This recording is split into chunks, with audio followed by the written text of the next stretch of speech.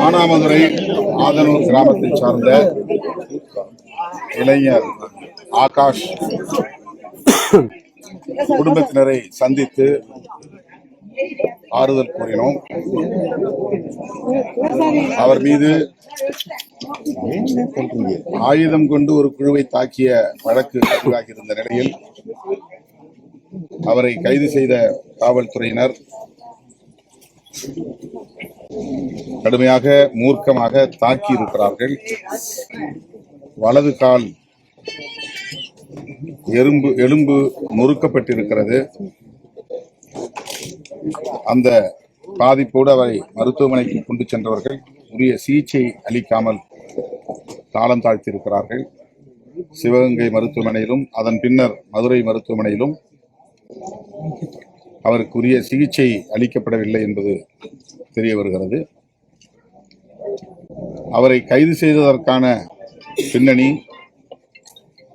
அந்த சம்பவமாக இருந்தாலும் கூட அவர் ஏற்கனவே இங்கு கள்ளச்சாராயம் போதைப் பொருள் விற்பனை செய்யக்கூடியவர்களை எதிர்த்து சில நடவடிக்கைகளில் ஈடுபட்டிருக்கிறார்.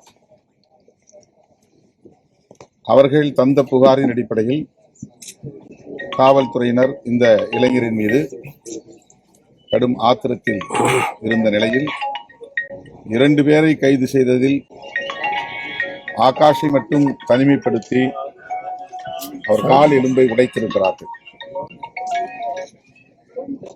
இரு தரப்புக்கிடையிலே நடந்த மோதலில் அவர் மீது வழக்கு தொடுக்கப்பட்டிருந்தாலும் அவர் கால் எலும்பை உடைப்பதற்கு அவர் கள்ளச்சாராயத்தை இந்த பகுதியில் எதிர்த்திருக்கிறார் என்பதுதான் உண்மை என்று தெரிய வருகிறது. அது மட்டுமில்லாமல் அவருக்கு உரிய நேரத்தில் உரிய சிகிச்சை அளிக்கப்பட்டிருக்க வேண்டும்.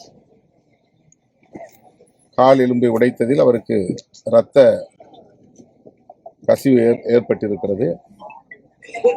மூளையிலும் இரத்த கசிவு ஏற்பட்டதாக தெரிகிறது. தலையிலும் அவர்கள் தாக்கியிருக்கலாம். ஆனால் அதற்குரிய சிகிச்சை சிவகங்கையிலும் அளிக்கப்பட்டதாக தெரியவில்லை, மதுரையிலும் அளிக்கப்படவில்லை. உடனடியாக அவருக்கு ரத்தம் ஏற்றிருக்க வேண்டும். ஆனால் அந்த சிகிச்சை அளிக்கப்படவில்லை. எனவே அவருடைய உயிரிழப்புக்கு காவல்துறையினரின் மூர்க்கமான தாக்குதலும் மருத்துவத்துறையினரின் அலட்சியமான போக்கும் காரணங்கள் என்று தெரிய வருகிறது. அடிப்படை காரணம் கிராமப்புறங்கள் வரையில் இப்போது பரவி இருக்கிற போதைப் பொருள் கலாச்சாரம். அதாவது போதை பொருள் விற்பனை, கள்ளச்சாராயத்தை விற்கக்கூடிய ஒரு தனிநபரை இவர் கண்டித்திருக்கிறார், எதிர்த்திருக்கிறார் என்று தெரிய வருகிறது. எனவே இது குறித்து தமிழ்நாடு அரசு உரிய புலனாய்வு விசாரணை நடத்த வேண்டும். அதில் சம்பந்தப்பட்ட அனைவரையும் கைது செய்ய வேண்டும். குறிப்பாக காவல்துறை அதிகாரிகள் குமரவேல் பாண்டியன், வெங்கடேச பெருமாள், திலீபன், குகன் போன்றவர்கள் அந்த அவர்கள் மீது உரிய நடவடிக்கை எடுக்க வேண்டும் என்று தமிழ்நாடு அரசுக்கு, குறிப்பாக மாண்புமிகு முதல்வருக்கு விடுதலை சிறுத்தைகள் கட்சியின் சார்பில் வேண்டுகோள் விடுக்கிறோம். சார், இப்போ அந்த 6 பேர் மேலே துறை ரீதியான நடவடிக்கை எடுத்து